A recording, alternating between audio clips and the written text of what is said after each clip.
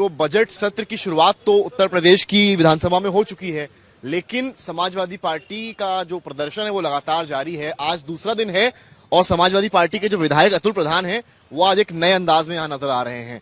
कल अतुल प्रधान जंजीरों में जकड़े हुए यहाँ पर आए थे और आज आप देख सकते हैं यहाँ पर चौधरी चरण सिंह जी की हाथ में तस्वीर लिए हैं और पीछे जो है वो गन्ना लिए हुए हैं। इनसे मैं बात भी करूंगा और समझूंगा कि क्या इनको सुझी कि ये इस तरह से यहाँ आए हैं। हम लोग विधानसभा के ठीक बाहर बैठे हैं, सामने चौधरी जी की प्रतिमा लगी हुई है और आप इस अवतार में आए हैं गन्ना वगैरह लेकर, क्या सोच है? अच्छा, ये मूल रूप है हमारा। आप समझिए, हम लोग गन्ने के काश्तकार भी हैं, गन्ने की खेती करते हैं हम लोग, और जन्मजात हम लोग कई पीढ़ियों से गन्ने की खेती करते आए हैं और हमारी तरफ अधिकतर तबका गन्ने की खेती पर आश्रित है। आप किसी भी व्यक्ति से पूछिए, अगर गन्ने का रेट ठीक तरीके से मिल जाए, समय पर मिल जाए, फसल ठीक हो जाए, तो किसान खुश, व्यापारी खुश, और जो उससे संबंधित काम है वो सब चीज आगे बढ़ती रहती है। लेकिन इस सरकार ने गन्ना किसानों की रीढ़ तोड़ दी।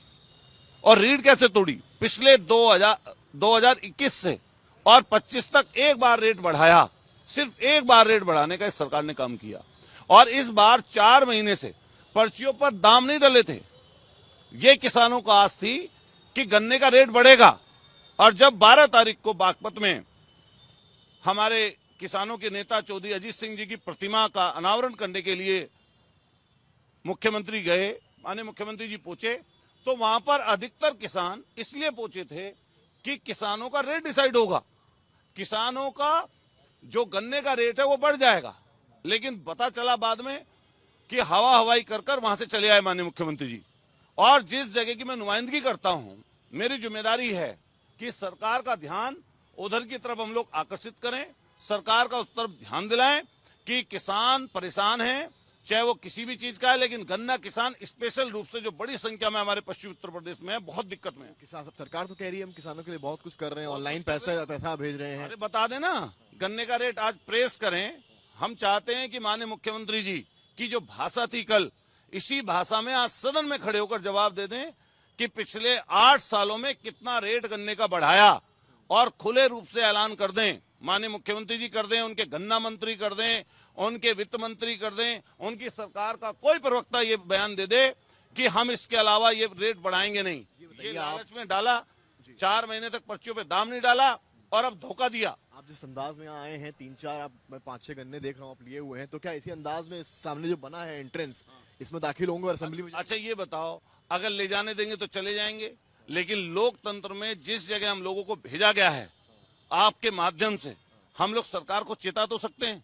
हम जब यहाँ पे आए सदन में, सदन की तरीके से बोलेंगे, लेकिन गन्ना मैं इसीलिए लेकर यहाँ पर आया, चौधरी साहब की तस्वीर इसीलिए लेकर आया कि कम से कम सरकार को ये लगे और जनता को भी ये लगे कि जो उनके हित के मुद्दे हैं उन पर भी बात हो रही है। क्या लिखा है इसमें? ये सब रेट की बात है, और हम लोग चौधरी साहब की मूर्ति ले, चौधरी साहब तो अपने आप में ही भाई एक किताब है, और चौधरी साहब ने जो दिया किसानों को आप सब लोग समझ सकते हैं, जान सकते हैं। इसीलिए मैं चौधरी चरण सिंह जी की तस्वीर लेकर आया, और जो ये बड़ी तस्वीर यहाँ पर जो मूर्ति खड़ी है, मैं नेताजी को भी ऐसे मौके पर धन्यवाद दूंगा, उनको धरती पुत्र की संज्ञा मिली और नेताजी को चौधरी चरण सिंह जी ने अपना उत्तराधिकारी माना। हम लोग जिस पार्टी में हैं वो मुख्य विपक्षी दल है, हमारी जिम्मेदारी है कि हम किसानों की आवाज, गरीबों की आवाज, नौजवानों की आवाज, कहीं चाहे कोई सरकारी नौकरी में हो, जो भी परेशानी दिक्कत है उसकी आवाज को बुलंद करें। गन्ना किसानों ने अधिकतर मुझे चुनकर भेजा है, तो मैं उनकी बात को लेकर यहाँ पर आया। अखिलेश यादव ने कहा कि जो है महाकुंभ में सरकार ने सारा पैसा लगा दिया है, डेवलपमेंट में कहाँ लगेगा? इस पर बीजेपी कह रही है कि समाजवादी पार्टी के नेता सनातन विरोधी हैं। अरे उनको काम ही क्या है? उनको एक ही तो काम है, उनका एजेंडा है वो लोगों को जाति धर्म में बात कर रखो, बुनियादी मुद्दों से दूर कर दो। अरे मैं गन्ना लेकर आया हूं, इस पर जवाब देना, क्यों नहीं बढ़ाया रेट? क्या जो है मिलों से मिल गए हैं? आप बताएं इस चीज को। क्या धन्ना सेठों की सरकार है? क्या धन्ना सेठों के इशारे पर चलेगी? किसानों की बात नहीं करेगी? सवाल आपसे, यूपी में कैबिनेट मंत्री हैं ओम प्रकाश राजभर, वो कल कह रहे हैं कि समाजवादी पार्टी के नेता बाहर प्रोटेस्ट करते हैं दिन में और रात में मुख्यमंत्री को गुलदस्ता देते हैं। ये किसने कह दिया? ये तो ओम प्रकाश राजभर जी अपने लिए कह रहे होंगे, वो भी तो समाजवादी नेता है, वैसे गुलदस्ता वही तो दे रहे हैं आजकल, समाजवादी नेता। हाँ, वो समाजवादी सोशलिस्ट, आप पूछ लेना उनसे, कभी उनसे पूछ लेना कि आरएसएस के हो क्या आप? अगर वो आरएसएस का बता दो तो मान लू जाओ। बहुत शुक्रिया बात करने के लिए। अतुल प्रधान अपने अंदाज में आप देख सकते हैं आए हैं किस तरीके से। पहले जो है जंजीरों में बांध कर आए और आज जो है गन्ना लेकर विधानसभा सत्र की शुरुआत होने से पहले यहाँ पहुंचे हैं और प्रदर्शन कर रहे हैं। कैमरामैन गौरव के साथ समर्थ श्रीवास्तव, लखनऊ, आज तक। जैसे कि मैं सो रहा हूँ तो पिताजी को जगाना है मुझे, तो वो डायरेक्ट उठाने के बजाय, और हिंसा की परंपरा मेरे यहाँ नहीं थी सौभाग्य से, तो वो क्या करते थे कि उस कमरे में आ जाएंगे या बाहर से गुजरेंगे और चौपाई बोलेंगे, प्रात काल उठ गए रघुनाथा